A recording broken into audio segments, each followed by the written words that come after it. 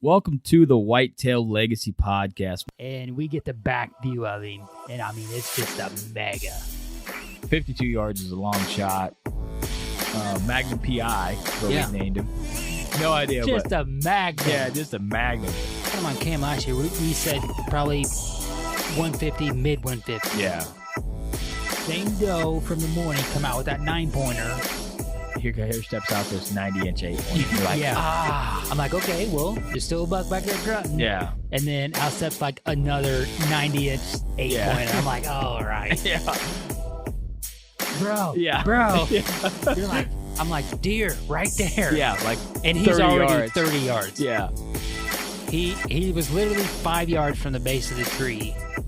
Could have been, had a buck down at 1:40 in the afternoon, back there deep on public. 3 does come out pretty early. It was like 245, 24-yard shot, sent to combat veteran, and I tell you what, man, dude, it just smoked. We always get so jacked up when the other person kills. It's just almost like we got it done. Yeah. And when you killed that doe, I was like, hell yeah, man. And we come down here to Missouri. I asked Comey one more time. I'm like, is it a good buck? And he goes, yeah, real good, solid buck. I'm like, all right, boom. And the deer just drops. Sure. Super special meat. Whitetail Legacy Podcast, bringing you back to the hunt and leaving a legacy.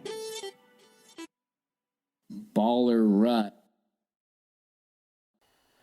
This is the Whitetail Legacy Podcast coming in your ear holes on this beautiful Wednesday. And we got a kind of a bigger name on for this podcast. This guy is pretty well known, and he's been on a lot of podcasts, and he graced his presence to ours, little podunk one. And I think we're going to talk about maybe something that he hasn't talked about before. That was my main thing. He's talked a lot of tactics, a lot of bedding, a lot of figuring out where the bucks are, but I don't know if he's covered this topic anywhere that I've seen. You know what I mean? So Yeah. I think this would be interesting. Now, let's get into the people that make this possible. We'll get in the show. Do you have the VIP broadhead? Yeah, VIP broadheads.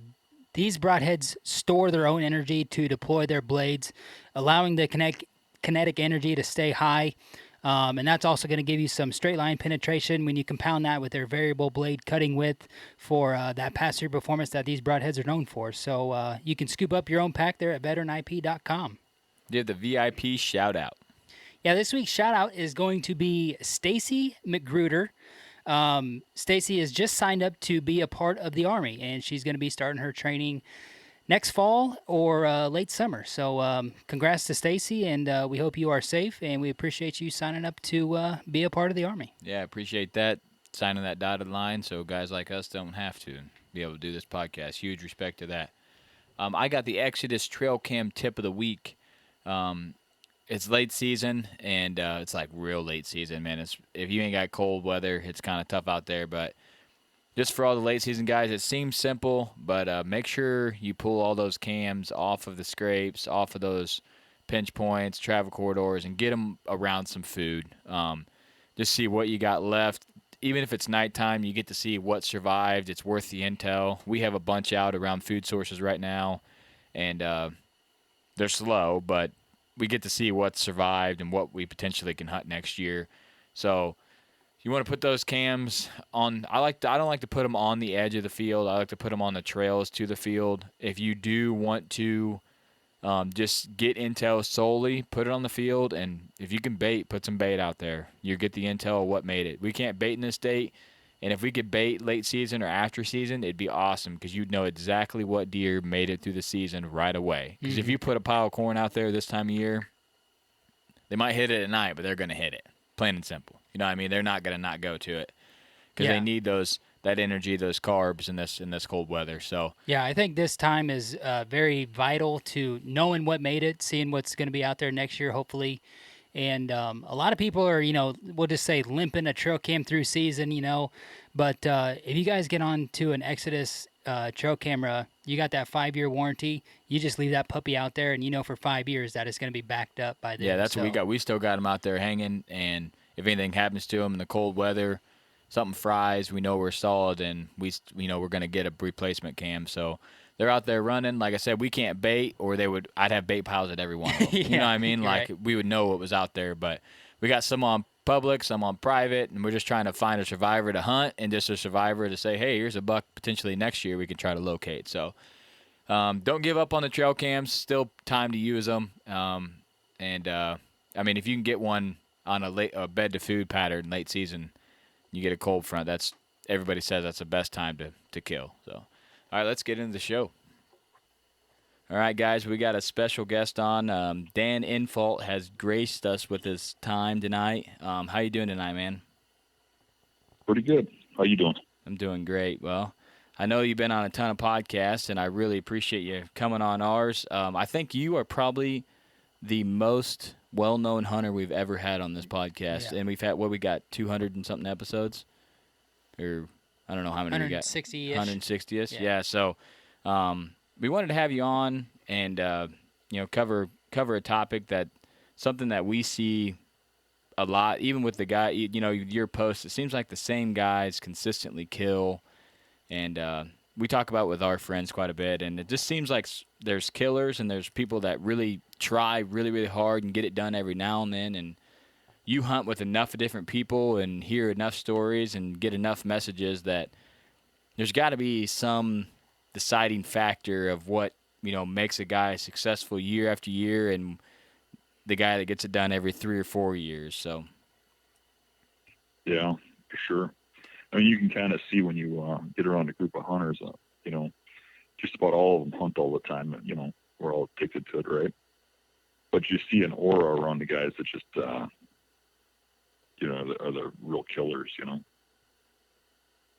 Yeah, they got something going on that most, hunters don't. And I don't know if it's they just been in more encounters with deer to learn more about it, or because I feel like once you get to a certain stage, the same guys are just, just like you, Dave. I mean, the same guys are over and over consistently killing in high pressure states or public land. And once they get the knack, it's not something that they have for 5 years and then disappears. You know what I mean? It's something that they have consistently throughout their life.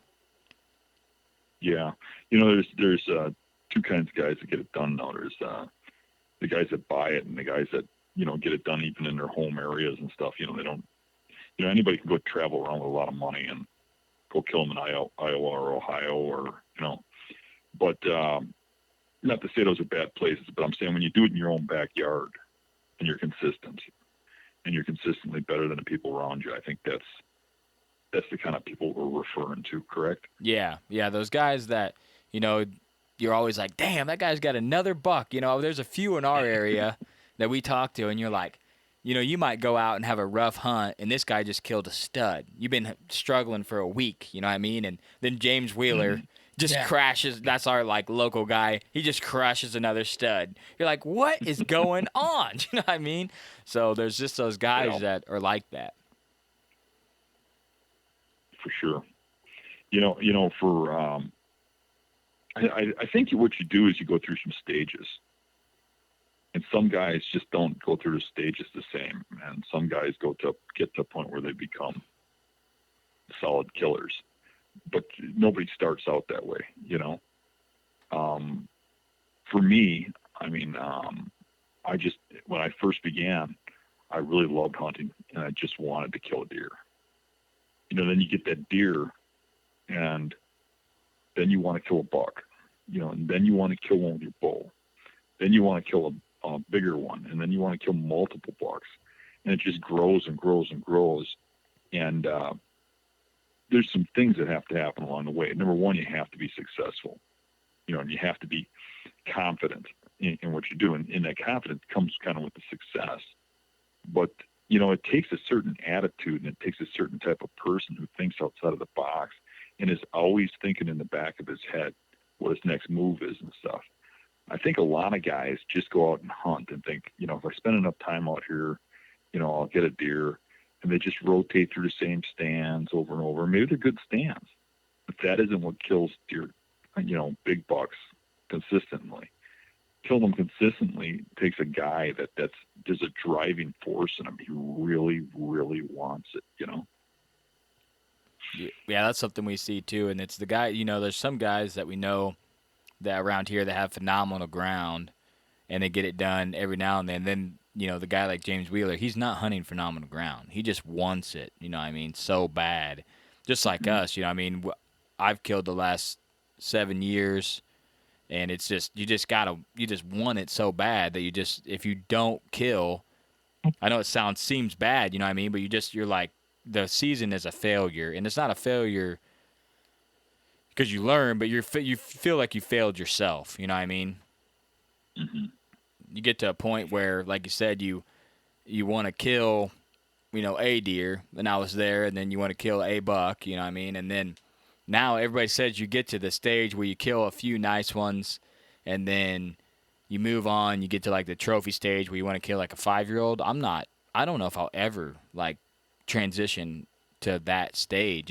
I just want to kill, you know what I mean? I just want to kill bucks, and if one gets me excited, I just kill them. I killed the smallest buck with my bow this year on public land that I've killed in 5 or 6 years. And I was like super jacked. Yeah. You know what I mean? It's just right when I seen him, I told homie, I said, I'm killing him. Like, instantly. Seen him, I'm killing him. You know what I mean? And then 5 minutes later, after a stare off and stuff, and you end up killing. And then I knew it. There was no grounds. People say, oh, there's ground shinkers. I thought there was nothing. I knew exactly what that deer was. Right. When I shot him, I choose to shot him, and I'm super jacked, you know what I mean, the whole entire time. And people we talk to that have maybe even less deer than I've shot, they're like, well, I'm waiting on a 160 or 170. I'm like, I just can't do that yet. I don't know. I think what that is they're waiting for a deer that satisfies everybody else, let alone themselves. And getting back to what Dan was saying, I think the separation between you and I think you're better than me, is you think outside the box more than I do. And that's something that I'm picking up and learning from you. So I think that's a great tip. Yeah. Thinking outside the box is key. What we always say, whatever it takes, you know what I mean? And most of the time it's every bit of whatever it takes. Every bit of whatever it takes. And then now we're saying there's always next year. That's our new slogan that we trademarked this year. Because this year, you hunt as hard as you possibly can, and you got all this intel, and you learned stuff from last year, and you go in, 1st of November, late October, you're feeling like, oh yeah, it's for sure, and then now it's December, and you're licking your wounds like, man, I got my ass handed to me this year. So, yeah. But it's good to have those years. It makes you, like, next year, I'm like, I can't let the same thing happen this year. You know what I mean? So you hunt with one of the big things about me is that I keep that glass half full, and I don't think that's something that you can teach a person or that they can really learn. But I've always got this attitude that I'm winning. You know what I mean? Even when I'm losing. So I can go out 10 days in a row and hunt and not see a deer, and go out the 11th and say, well, man, I'm getting way closer because I've just done 10 days, and I know he's not in those 10 spots. Damn, that's for sure. I look around at the guys around me, and they're like, man, I just went 10 days without seeing a deer. This sucks. It's too hot out. There's no food source. It's this problem, that problem. And they're down in the dumps, and they're not thinking about the next move and stuff correctly because they're bringing themselves down. It's keeping and maintaining that positive attitude. I mean, I can remember when you're going after a specific deer in a low density where you go 15, 20 deer sits without seeing a deer. And, I'm talking outside of the rut, and in low density areas. And when you do that, I mean, for some people, that's a real downer. But then again, there's some people that don't hunt that much in their whole season, so they can't probably go that long without seeing a deer. But that maintaining that attitude, I think, is really important. That's something we struggle with. I think we go into it just fired up as hell, and then 10 hunts in, we're like, oh. And it, like, we took 16 days off and hunted every day consistently, packing into public, and after a legendary deer and a bunch of other really solid deer, and we just weren't seeing the deer moving. And every day you're like, man, I sat all day and seen 3 deer. I'm just absolutely trash out here. You know what I mean? And yeah. It's just like that post you posted is, when the last post and you seen the possum, you know what I mean? And we were hunting that one day, and I seen that mink. Yeah. And that like made my day. I was like, shit, dude, you never see a mink, you know what I mean, trotting along. And it just comes back to loving. I feel like the guys that consistently get it done just love hunting. Like they just love it core deeply, that whether they seen a deer, killed a deer, whatever, they're still going to wake up tomorrow when another guy could be like, man, it's going to be 58 in the morning. Like, I'm not going to go. Yeah, and see, that's what we've talked about, loving that plan B process, loving that bullshit that you have to deal with every day, them slow hunts, getting up there, love hanging that bottom stick, and you're on the hillside and you're on the high side of the tree. You love hanging that stick and getting up there and, just doing that process is what you have to learn to love in order to keep going and to become that next level in the stage of hunting. Yeah, it's different because I'm listening to you guys talk, and I think there was a point when I was at that stage where it was just all about killing another deer, and I'm probably past that now, and it's probably affecting me because now I don't care as much as if I kill something. I'm more about just enjoying the hunt, and I almost kind of like a struggle. You know what I mean? And you probably do because you probably see it in my posts and videos and stuff. But I actually like to work for it, because I get offers to go all over the place and hunt giant deer and stuff where, on people's private land and stuff. And I usually pass it up.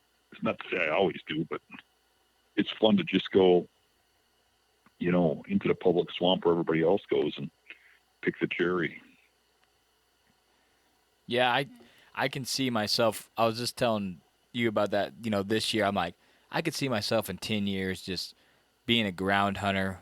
And like I told homie, he's my podcast partner, I said, when my son starts hunting, I want to get a recurve, but I'm going to do completely opposite of what everybody else does. When my son's smashing forked horns, I'm going to smash forked horns.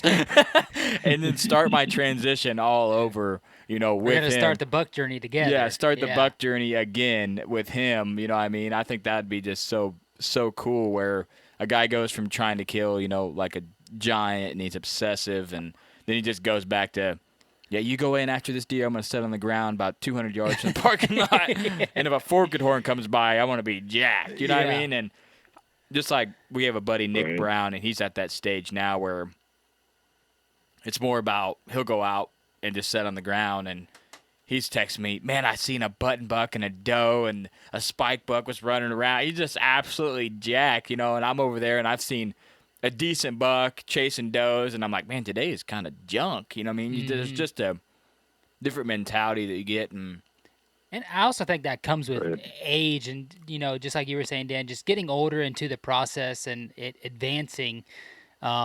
Appreciation is a more of a factor at that point in time. Yeah, absolutely. I mean, I think about, how I started out hunting. And, just wanting to get a deer and not having really any mentors and running around at the woods doing everything wrong, flinging arrows 50, 60 yards at deer, and chasing them. And, as a young kid and finally getting an arrow and a deer. I remember that more vividly than a lot of the big bucks I've shot. That little 6-pointer I shot, the first one I got with my bow. And, I remember how magical it was to just go out there and see these deer and the excitement and stuff. And you start, once you start killing deer, you start killing big deer, you kind of lose track of that. Like, we posted a video today with, one of the new guys that's in the group, Josh, and he posted his wife, who's a new hunter kind of, and she shot a button buck, and it was amazing to listen to these people go, oh, button buck, and they can't get over the fact that she shot a button buck. I mean, but didn't we all at some point in our careers? Didn't we start there? And when I look at my kids when they came into hunting, that was a real eye opener for me. You talk about your kids are younger than mine, and you're dreaming about when you get to be hunting, like I did. I couldn't wait till my kids were following me in my shoes, and when my kids got to the age of hunting, I noticed that they didn't want to shoot little bucks. They wanted to, shoot these big bucks and start right away in there.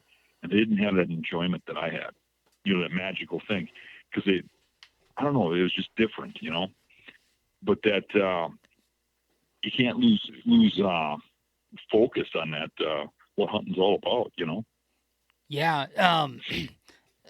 I have 2 kids also. Cody has 3, and my wife has actually been talking these past few years about hunting more outside of the gun season and actually getting into bow hunting. So I've taken that next step with her, and next year she's going to be out there with the bow. And I told her, I said, if you pass up anything that's in range, just for your first deer, I said, if you pass up anything in range, I said, you're messing up.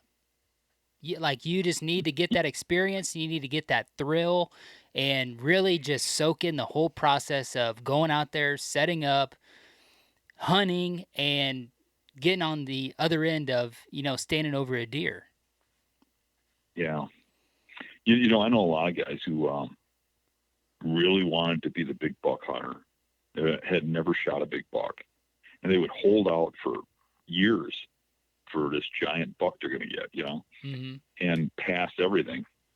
And I'll tell you what, they're not very easy to kill when you get them in range, especially if they're like pressured or public land bucks or something, where they've got some bad events that taught them some lessons. And when they get that buck in front of them, they can't kill it because they haven't learned how to kill. Yeah. What made me a good buck hunter when I was young is when I was even younger, I was a killer. I killed a ton of deer. We lived off of deer meat, that's what made me a great hunter.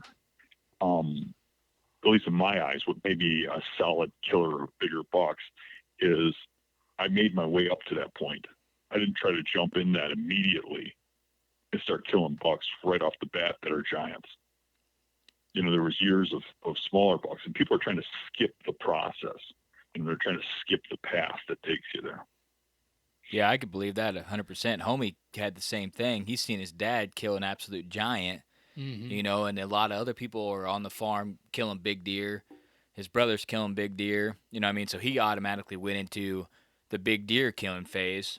When I was in the stage of, I can't count the number of forked horns and 6-pointers that I killed in Missouri with a rifle, with a bow, muzzleloader, just killing a lot of deer, like numbers, And then when you get that moment where it's make or break, it's just like anybody else. When you're on the free throw line, for the first time trying to hit that free throw, you're like, oh, shit, this is pretty tough, you know what I mean? But you've shot 100 free throws, you're like, oh, this is no big deal. I got it, you know what I mean?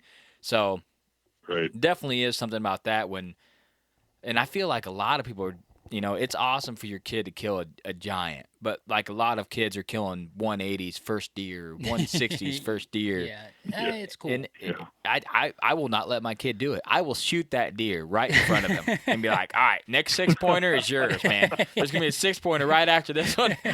You got to earn this thing, man. I've been out here for years. Yeah. It's just, and maybe I'll change and be like, I'm going to let you have it. But I'm more than likely, I'm going to swack that thing right in front of him. And, I know it's been said everywhere else, social media, I think, is playing a big part into this. But just like you said, Dan, people are trying to skip this step into the process. But if you go out there and kill a 6-pointer or a basket 8, like, you don't have to post it. Yeah. You don't have to post it for everybody to see. You can just go out there, kill, fill the freezer, have a good hunt, have a good year, and just advance and put that knowledge, because you've got another, full draw under your belt. You've got another blood trail. You've got another successful hunt under your belt. Though? I kind of feel like, what? Go ahead and be proud. Post it. Post a picture. What we can do is instead of having all that hate, we can ban the people that post the hate. Yeah, for sure. We have people. We have people message us stand all the mean time. People, Yeah, they message us all the time, and it's their first big deer, and it's a basket 8 or something, and we shower them with joy, because you remember your first buck. Oh yeah, like your first solid buck.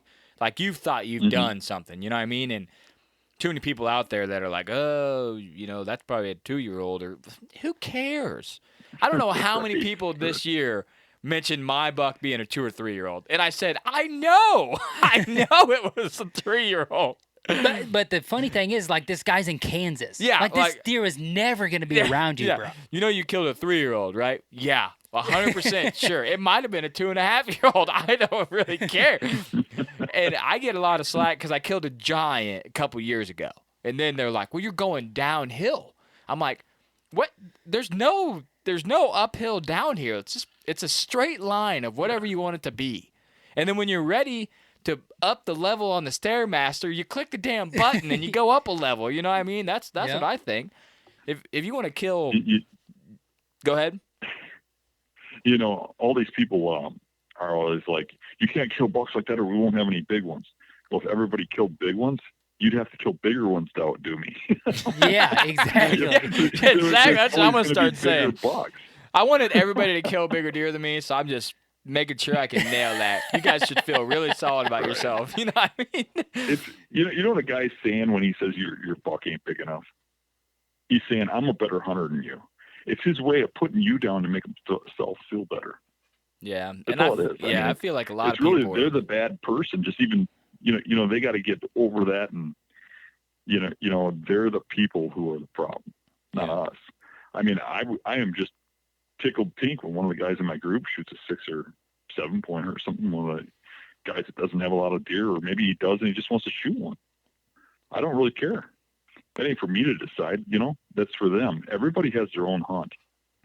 And you know, even me the other day, that post you're talking about where I was hunting and possum came out and the eagle flew by. Yeah. I was thinking when that deer was coming, you know, what if it comes out and it's a 80 or 90 inch 8-pointer? It's my last day. Ooh, man. You know, maybe I'd just pop them. Yeah. You know, just why not? How many times we said we need to go out and kill a forked horn with a crossbow just to stir the pot? Yeah. And post it like, look at this.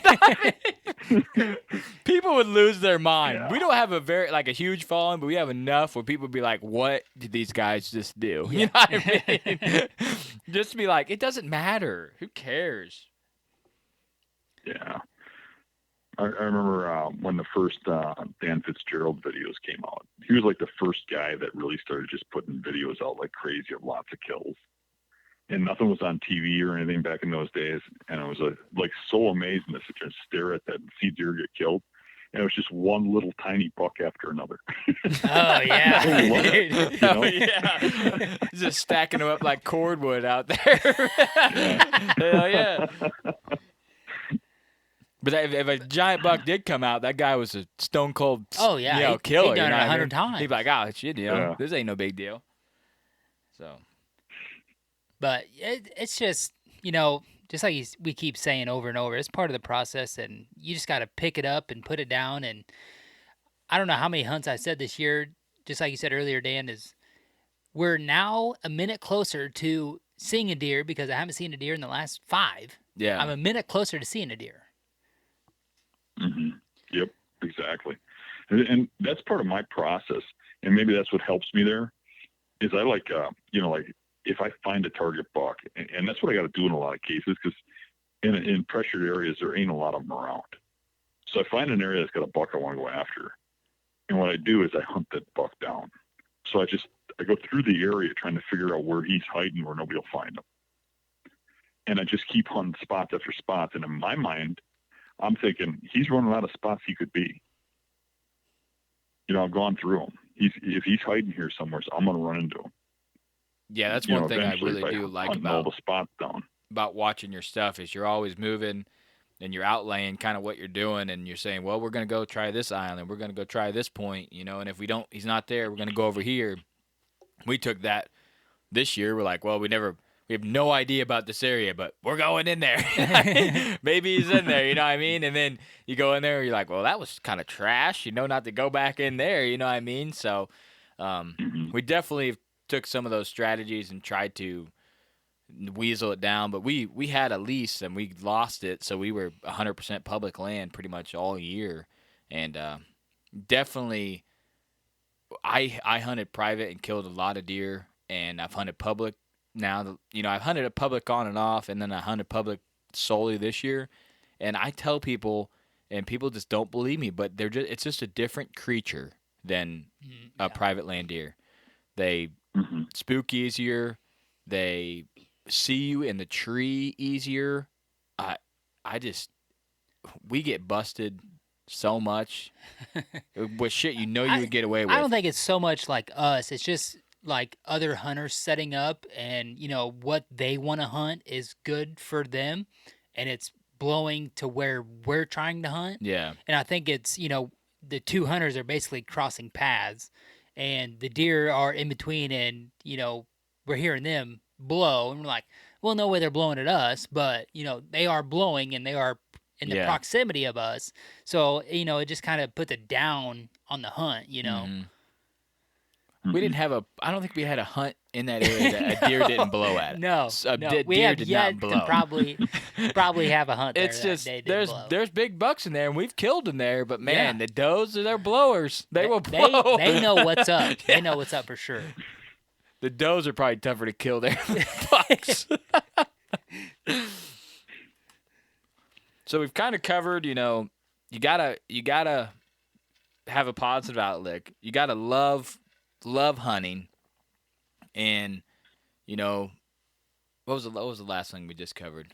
Just killing. Yeah, just gotta kill. Get used to killing. Is there anything else you could add to that pile that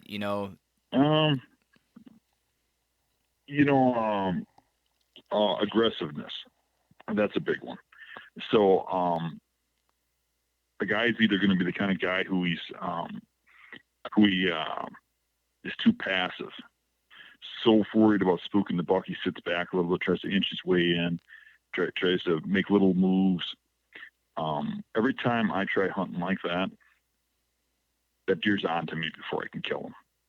And then it's like the proverbial slapped him on the ass and told him it's game on, and then try to kill him. For me, it's like going in for the kill right away. That first time in is your best shot to catch him off guard, and you got to make aggressive moves. You're not going to kill him by sitting back. Those bucks just get like that little tight window that they move in daylight, and you got to slip in there and kill him. And if you sit too far back, he's going to figure out he's being hunted, and it just ain't going to work out for you. And the guys that got that aggressive, go get 'em attitude are the ones that get them. I can think of guys I know that don't get a lot of big bucks who'll tell me, man, I got this one really good stand. I keep seeing this buck over in the other tree line. I've seen him 3 times over there. I wish he'd come over here. Well, why ain't you moving? Well, there ain't a good tree over there. I'd find a way to go over there. And it wouldn't be 3 hunts later. It'd be the next day. That aggressive attitude is huge. Yeah, that's something we did. That's how I was able to kill this year. We seen a buck do something. We moved in there, and there's another shooter buck on the exact same trail doing the exact same thing that the buck the morning before was doing, and we killed. There was 70 inches in between difference between the one buck that we seen and the one buck that we killed, but still, you know what I mean? Yeah. But if you see a buck that you would want to shoot do big buck things, and you encountered him, he was just too far. After he does that one time, especially during an encounter, you're making the move and trying to get to in front of what he was doing. Right. I'm under the belief that a mature buck doesn't do anything on accident. Everything he's doing is a calculated move. He's doing it for a reason. So to ignore that and just think it's randomness, you're shooting yourself in the foot. So you got to think about the whys, what the wind is doing, why he'd be going over there. Is there a food source? Is there does over there? What's going on? And it goes back to what I was saying earlier about how you're always thinking about that next move. And another thing is too, I've done like studies on the deer I've killed and stuff. And it's funny because when you kill those nice deer, like you're talking about, you'd shoot a nice deer every year over chasing giants and getting them every now and then. When I shoot those nice deer, the average, 2 or 3 year olds, occasional 4 or something. But when you get those, I'll get those out of the stands are in a good spot, the funnels. The spots I'll go over to, where I sit this spot that comes out of a bedding area, and I can sit there year after year after year and shoot a nice buck coming out of there. But when I get the giants, like I think that the top 10 bucks that I'd call mature, I think only one of them came from one of the type spots. Almost every one of them, I had to go to a spot that was screwed up that nobody'd ever hunt, an overlooked type spot. Those big bucks have a knack of finding spots where no one goes. And my success on those really big bucks has been my aggressiveness to set up in the just strangest places you'd ever seen, because that's where you need to be. Yeah, we're kind of seeing that as, we get into really targeting the bigger deer as they are moving with a purpose, and whether it's on trail cam or during an encounter or, whatever the case may be that we have intel from them, they are definitely going somewhere with a purpose. And being aggressive is something that I talked about on this podcast of me doing this year that I hadn't done in the past. When I had that private ground, it was a very small, it was 19 acres, but I had it figured out to a T, and I can consistently kill out of 3 stands, and they were really good stands, and I killed a lot of deer out of those 3 stands. And then I lost that piece, and then you're kind of starting over and then going to public land. If you are not aggressive on public land, you're not going to kill. I've done it. I've set the edge stuff, tried to hunt it like I was hunting the private ground, and it's just it's like I said, it's just a different game where you have to outwork the deer, you have to outwork the other people, you got to try to think outside of the box, and then a lot of times we kick ourselves in the ass because we think outside of the box. Like this year, we were going to go in and do kind of a sit and observe hunt and set this area just on the ground, and where we knew we weren't get winded, but we'd be able to see a huge area and figure out if this buck is in this, in this area. And we just didn't do it because it was so not used to what we were. We we got to be out of a stand. We got to be, we got to do this. We got to do that. And then after we had the encounter with him and we got all the trail cams off the piece and we put the pieces together, we realized that the spot that we were going in there, we're going to go in there and sit on the ground, is where he was spending 80% of his time. You know what I mean? But it was just so taboo for us to do. We were like, that was the plan for like 30 minutes. We were like, yeah, this is what we're doing. We're going to go in there. And then we were like, nah, we can't do that. You know what I mean? And there's always a scare of bumping the deer. But then, we got burned and figured it out real quick. You do all this stuff to not bump a deer. You're like, man, I can't do that. I'll bump him. And then 2 days later, a guy's shoulder shoots a buck out there and tracks through everything that this deer's in, and 100% bump that deer. You know what I mean? And you could have went in there and already had 2 hunts on him before that guy even showed up if you weren't, pussyfoot on the edge. Scared. You know what I mean? And we did push it this year, but we didn't push it far enough. And, I'm gonna say, just talking to Dan here, I'm just like, just need to go to the hot corner, just get in there, screw them other guys. Yeah, we need to be there, get back in that bullshit, and just the stuff that just do it. He's in, but it's just so you'd be like 8 foot off the ground in some weird tree, and it'd be terrible, but you'd probably kill him. Like that's the spot that you would kill him in, because we know he's there. But you walk in there, you're like, I just don't know how I would shoot 15 yards here. That's my max. You know what I mean? But that's where he's at, daylight on cam. You know what I mean? So we know he's there. It's just like you got to train your brain to say, okay, I got to do some radical stuff right now that I'm not used to at all. And if you're not successful, you're going to be a huge dumb shit. But if you are, you're going to feel like a legend. You're like, man, I knew exactly what I had going on. You got and that's the thing. I mean, you see some of those crazy hunts that I do where I shoot bucks out of a little spindly tree or whatever. Yeah. And guys think, oh my God, that's amazing. I'm going to do that. And they go out and do it a couple of times and they feel like an idiot because they don't get success. Believe me, there are plenty more hunts you've never seen where I sat there and nothing came in. and you wonder, am I an idiot? But a lot of times, that's the stuff that those weird out of the place spots like next to a parking lot or something that look like you think there's something holding there. most of the time I don't see a deer. But when I do, it's usually a giant, not the nice buck or, a lot of deer. But that's where you see the really big stuff. They just have a knack for finding places where nobody goes.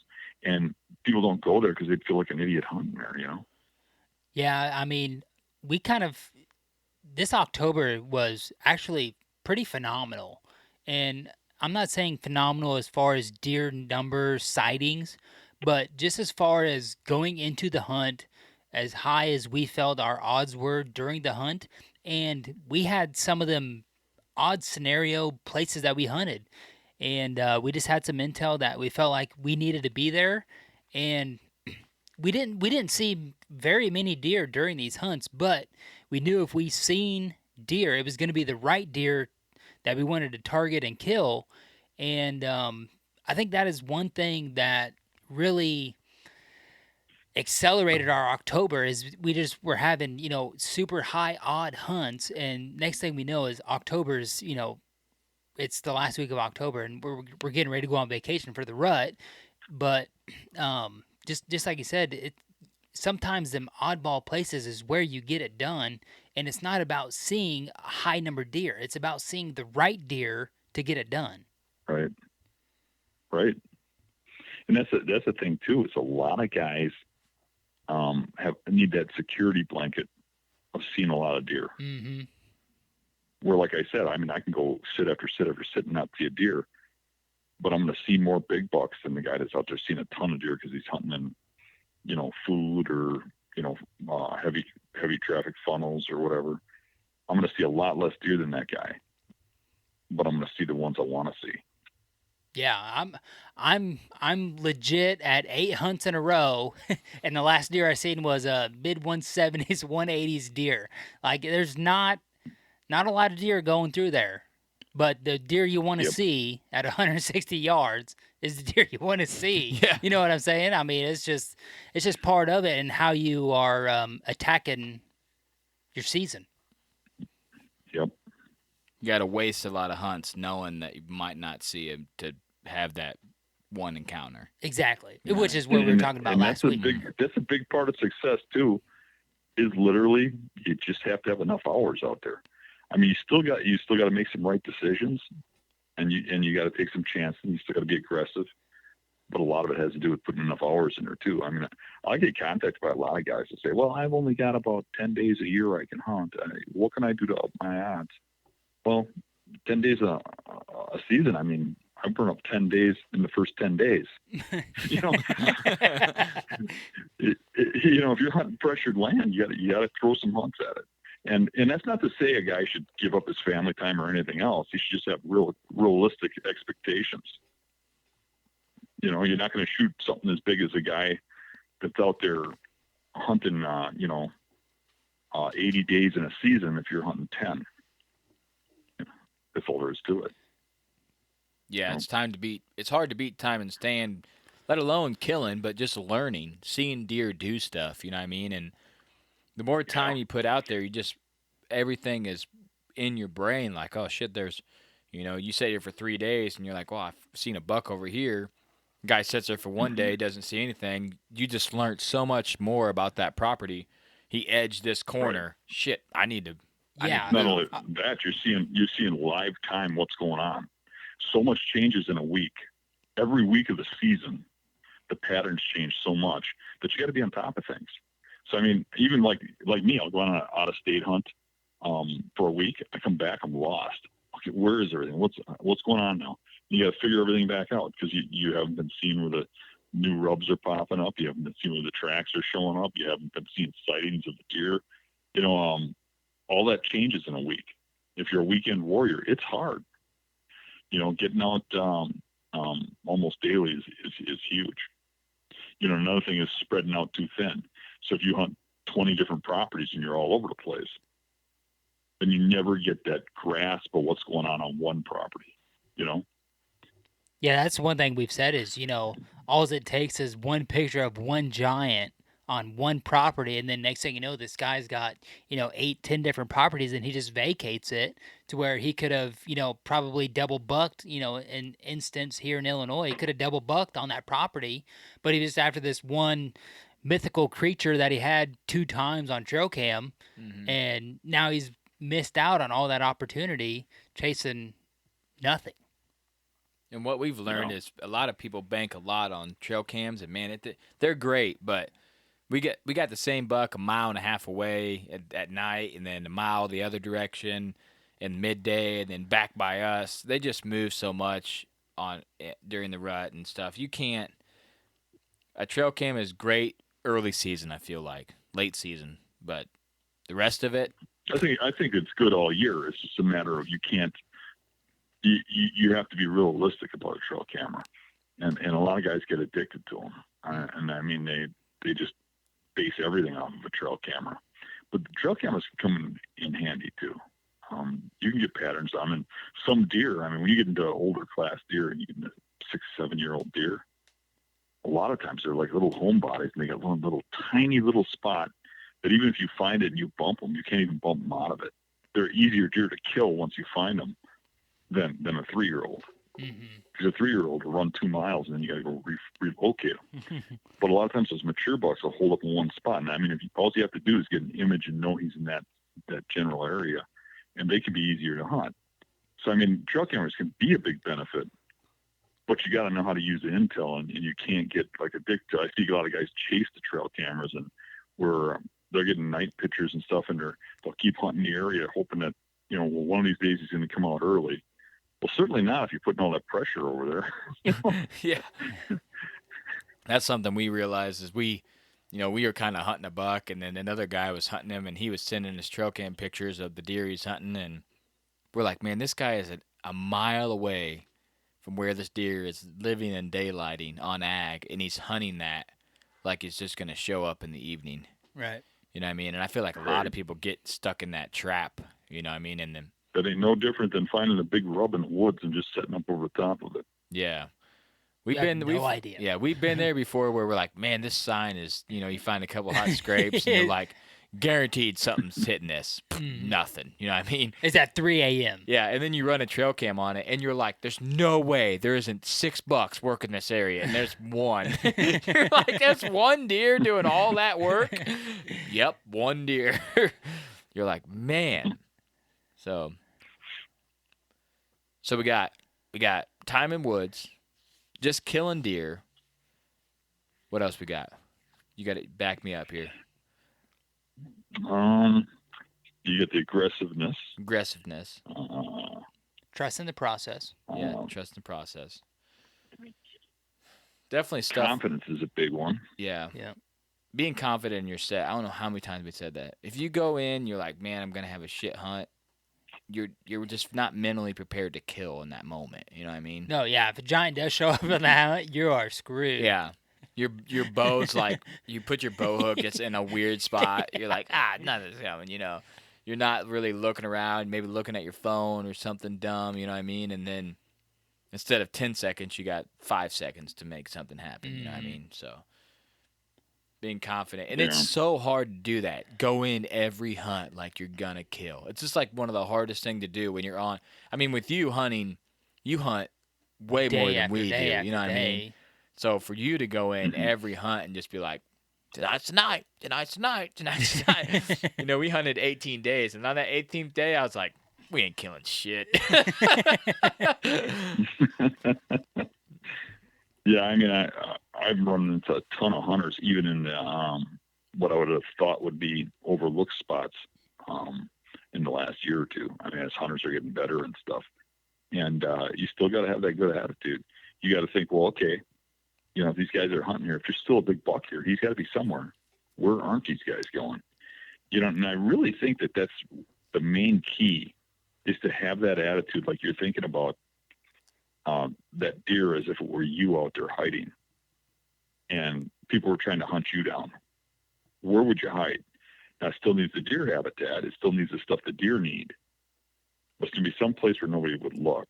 It's where I find the bigger stuff. And that's really been a key for me, is to just keep thinking about where is this thing hiding? You know, what little patch is he in where nobody would look?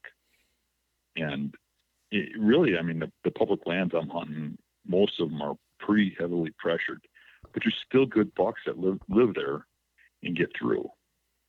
And you got to figure that out. And they don't get to be 5 years old by wandering around where people are. They die pretty quick doing that, you know? So that's a real key thing is that the younger deer are the ones running through all those funnels and down those rub lines and stuff where everybody hunts.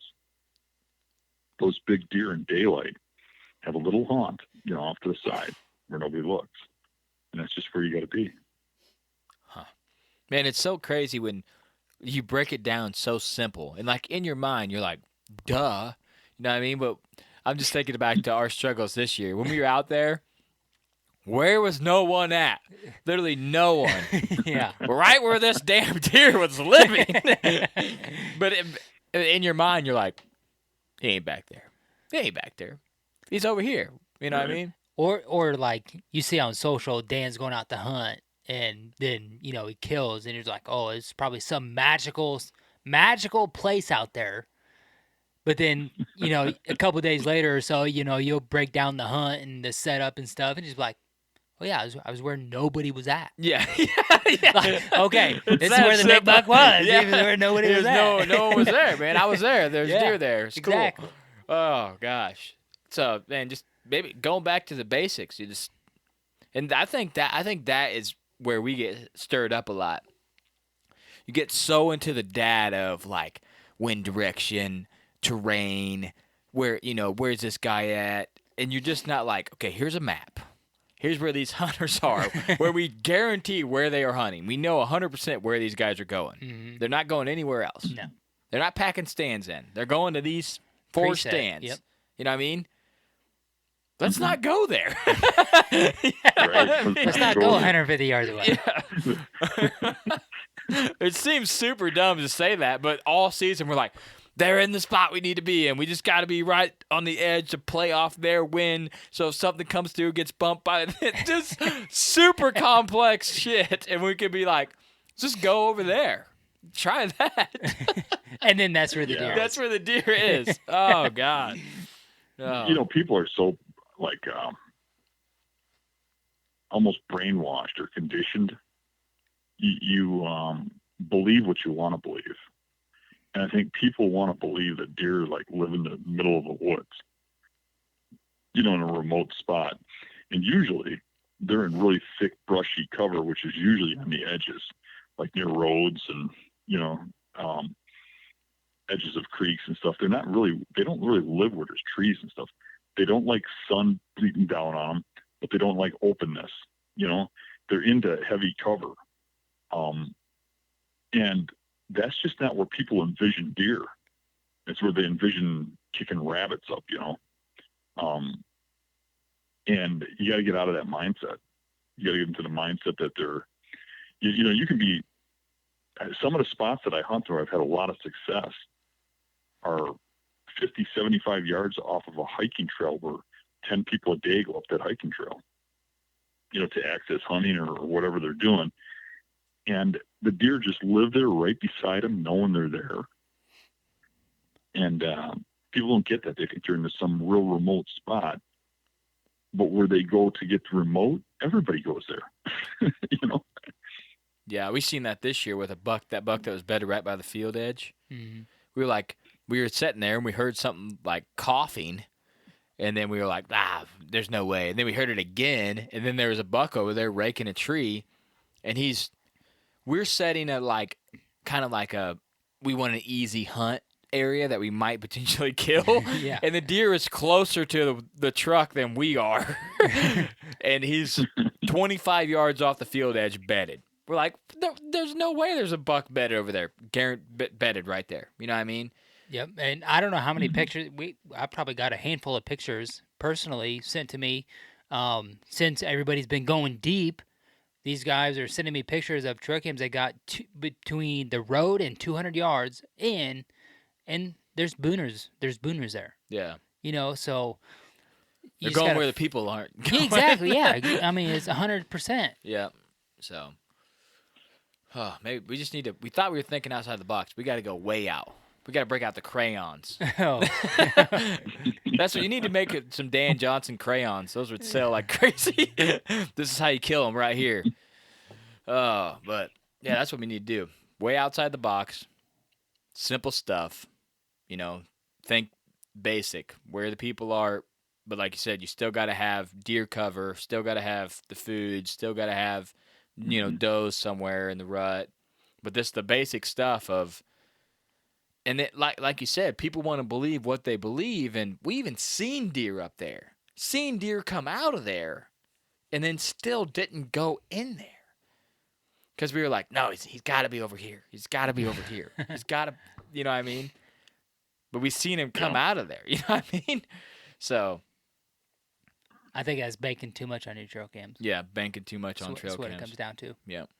Banking too much on past knowledge and trail cams and encounters, you know what I mean? Mm-hmm. Yeah.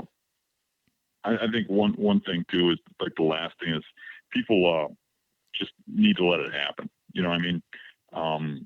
You're not going to be a big buck killer overnight. You're not going to just have this, all of a sudden you have success immediately. It's something that happens over time. And because of circumstances, and you kind of got to pay your dues. And I think if you just sit back and have fun and just go hunt, and try new things, try all that, but don't let it get to your head. Don't get frustrated. Don't get angry. Just have fun. You find yourself getting pissed off or something, take a couple of days off of hunting. But I think if a guy just goes out there and has fun, does his thing, and tries to advance and tries to learn and tries to get better, but does it with the mindset of if I get one, I get one. If I don't, I don't. I think he'll get there. But I think if you're always getting angry, always getting pissed off, always getting frustrated, that's the kind of guy who's never going to get there because he's just gonna never think right because he's gonna let it get inside of his head. Yeah, the power to kill is strong. If we had a season where I was just like, don't care if I kill, we're going to do a bunch of radical stuff, you would learn 10 times the amount that you did doing the same stuff that you did last year. You might learn that, okay, I'm never doing that again. Mm-hmm. But then that tactic would never be in the back of your head like, well, what if I did this crazy shit? You know what I mean? You'd never be like, maybe if I did this. And then you do it, you'd be like, yeah, that was no go. Yeah. You know what I mean? But then you know. So if you went into a season like, I'm just going to do a bunch of stuff. I'm going to try this, try that. If I kill, I kill. If I don't, I don't. Man, your season would be way Probably better. up your game. Yeah, and you would up your knowledge for sure. You might not kill, but you would definitely, especially if you did it on a property where, like ours, where there's all these little spots that you could hunt every day of the year, of the season, and not cover that area. You know what I mean? Mm-hmm. So it's hard. It's hard if you got 40 hunts to be like, where am I going to put my 40 hunts at? You know what I mean? And with that, our place being so constrictive on time, you might have 20 hunts out there. You know what I mean? Right. So it closed, the season closes weird there. So if you did 20 random hunts out there, just random ass sits all over the place, you'd be like, not coming back here, not coming back here. Okay, this spot was pretty solid. I'm going to go try this over there. But what I think you get caught in is you're like, oh, this place was solid. Tomorrow it's going to be – there's always some excuse. Yeah. Oh, it's going to be 4 degrees cooler. You know what I mean? Like there's something that's going to bring you back to that, man, this spot's going to be – and then when you find that spot, you go 5 days, you don't see a shooter. Then you see a shooter, you're like, oh, man, I'm right on the edge. I'm just going to tweak. But then 200, 300 yards that way – it's money. You know what I mean? Yeah. It's really hard to pack up and roll out of a decent spot. For sure. You know what I mean? Especially in October. Yeah. Not for me.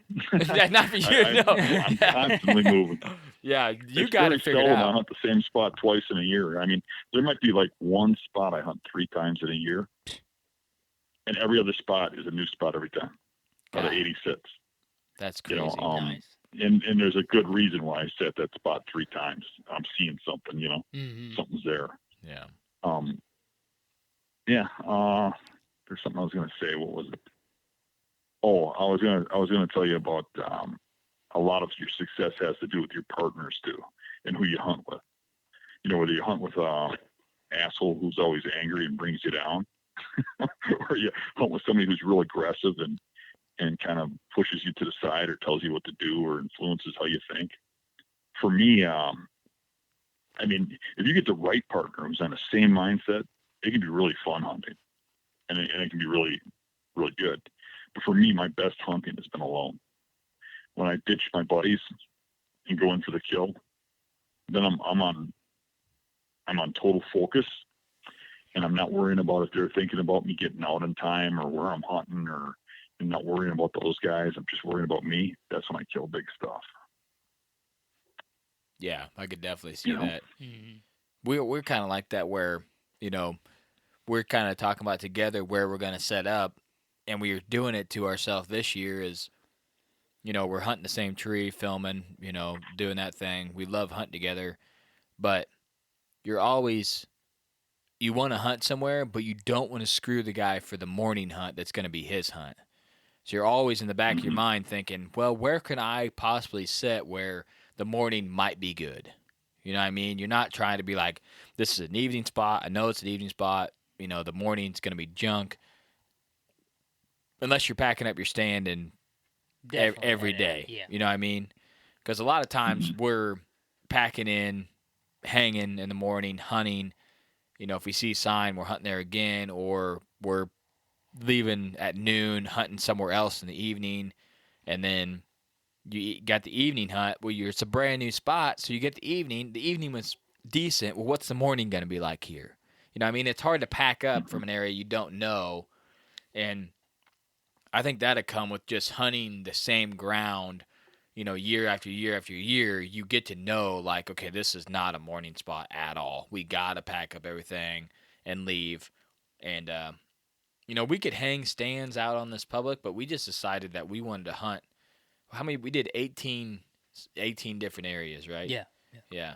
So we did 18 different areas, you know, and tried to really figure the place out. And we did. We figured out a ton, you know what I mean?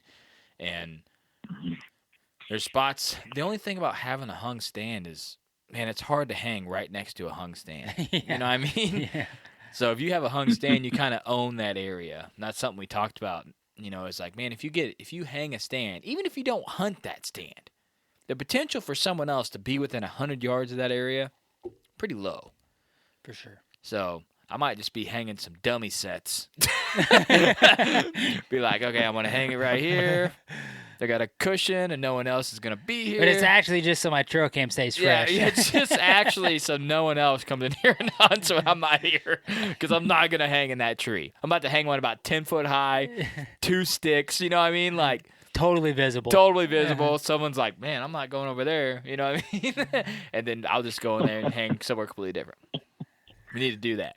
We just litter. Yeah. We can have one apiece out there, so we'll just one hanging, one packing and out, so we can hang Right. one apiece. We just own 2 areas, you know what I mean? Mm-hmm. We do the same thing. You walk into a spot, you see a stand or two, you're like, man, you never know how much they're hunting. You don't know what's going on. You're like, this guy could have been here the last 4 days. Am I gonna waste a hunt here?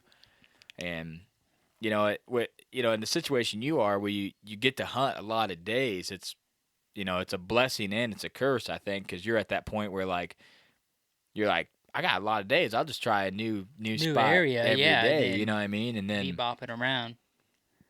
with us, we're always like, do we want to waste the spot over there in case it's just no deer? You know what I mean?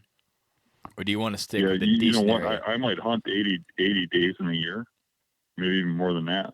I don't waste a hunt. Every Yeah. one of them's a focused hunt. I mean, like you said, like if you go in the evening, it's a good evening spot, but you're gonna leave it set for the morning, so you got some place to go in the morning. If I don't believe in that spot in the morning, I'll go out and I'll scout all morning and find another spot for the evening, or maybe a spot where I think it'll be good the next morning. But I'm gonna have a reason for every spot that I hunt. It's just in my head and in my DNA. I can't go sit in a spot if I don't believe in it. I can't. Yeah, I feel like that's where I we have fail. to have a reason to hunt the spot. I'm hunting a deer, and I have to have a reason. Why do I think he's going to be here? It's something in my DNA where I have to have, I have to reason that deer's going to be there, or there's a high likelihood of it. I actually go out in my hunts, and I think I kind of believe on every single hunt that deer I'm after is going to show up. And then when it doesn't, I make up some reason why it didn't, and I go on to the next spot. You know? Yeah, I feel like that's where we fail. We're always thinking like, okay, I don't know if this is the right spot, but we just got to be out here. Mm-hmm. You know what I mean? In case something happens. You know, in case a I miracle just happens or feel something. like I gain so much intel, and I do so much better if I put the scout in and I figure something out. So I think my scouting does more for me than my hunting. So if I'm not onto something, I'm just going to stay on my feet until I am. I mean, I can remember several hunts every year that I go out in the evening to hunt, and when I get to the spot that I'm thinking is going to be good, and I don't see the sign I want, I keep going. And I start looking for spots. I end up walking around the whole afternoon because I never find what I want. I just go home. All right, so that has happened to you. Yeah. I was like, we did do that one time. Yeah, we we done that where we're like, this is no good. And we packed out and we were out. We were at the truck like 5 minutes to shooting light. We were like, that was terrible. I've also, one of the things that I've done that really helps me, especially if I'm on a trip someplace like a travel trip, I'll go and just scout my ass off. Like I'll get there in the morning and I'll just go scout and scout and scout and scout and then hunt the best spot in the evening. And there's been times when you find like 5 spots that are good and you're like, well, now I got my scent in all of them. where am I going to go? But when you got 2 or 3 days hunting that area, what does it matter if you burn all those areas? As long as you're getting a great spot for that evening, Yeah, that's something like ours. You only got 8 days. Yeah. If you burn it out, like if he's on the neighbors and if he's on private and gets killed, he's on private and gets killed. You got to get in there and try to kill him. Yeah. Man, we learned a lot talking to you, man. This has been motivational. I jumped in my truck about a week ago or so. Head down to Indiana. I went down I got down there in time to hunt for the evening, hunt the morning, hunt an evening, and come back home. So you better bet that a lot of that spent scouting and figuring out where your next hunt's going to be. And making sure that each hunt is good.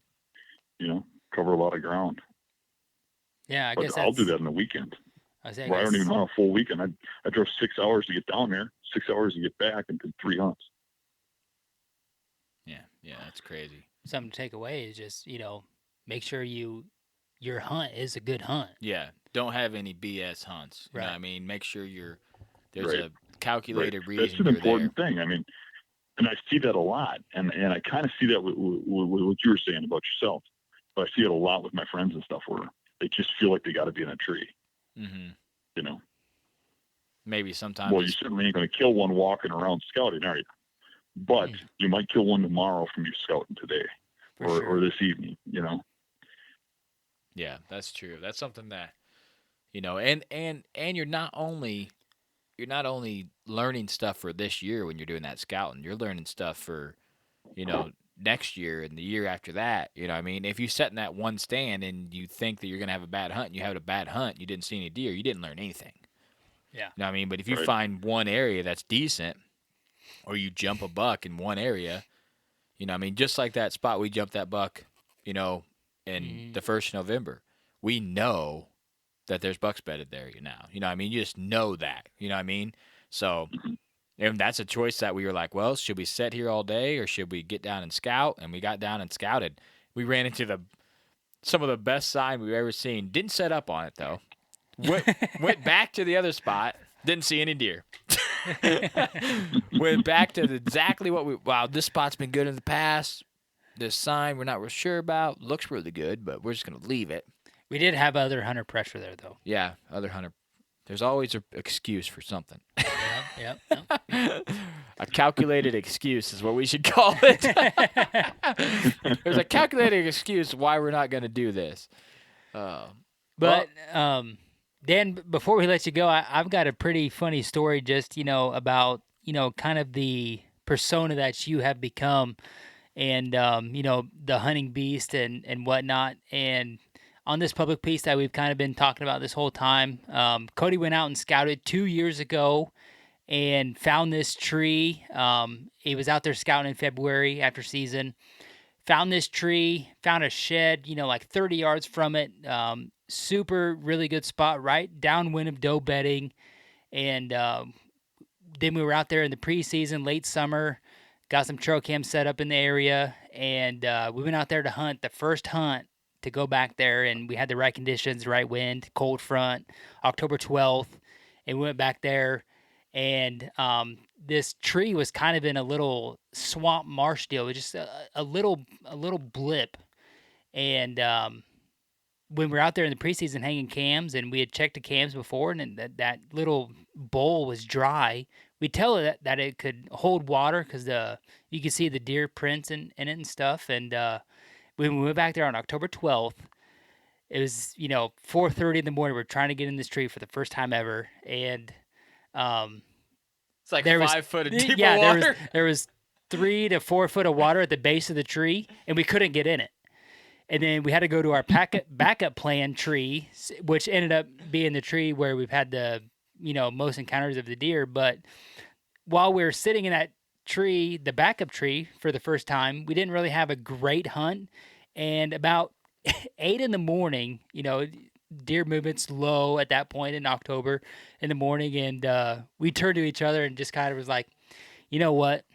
Dan Infalt would have gotten that damn tree back there and probably would have killed. He would have found a log to float on out to that son of a gun. He would have said, "Oh shit, 4 foot of water? Yeah, I'll get right in that tree." That was about the time you posted a picture with you're in a green ass swamp water. I'm like, man, I'm a soft ass dude. Yeah. I was like, hunting beast. That's what he is right there. Yeah. Just a beast out here. It's 4 foot of water for 4 foot. We're like, nope. And I mean, it's like 39, 38 degrees October 12th with a 12-mile-an-hour northwest wind. Like, I mean, it was chilly. We're not getting in there. And we backed out. But we know you would have been in there, man. You'd be like, this is where I need to be. I got to just wait it out. Just wait it out.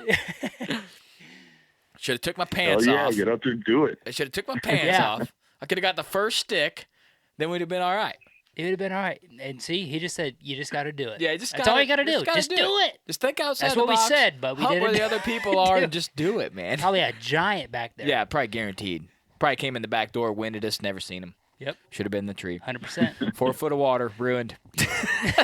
But yeah, right when we did that, we were talking, and we was like, man, Dan would have been in that tree 100%.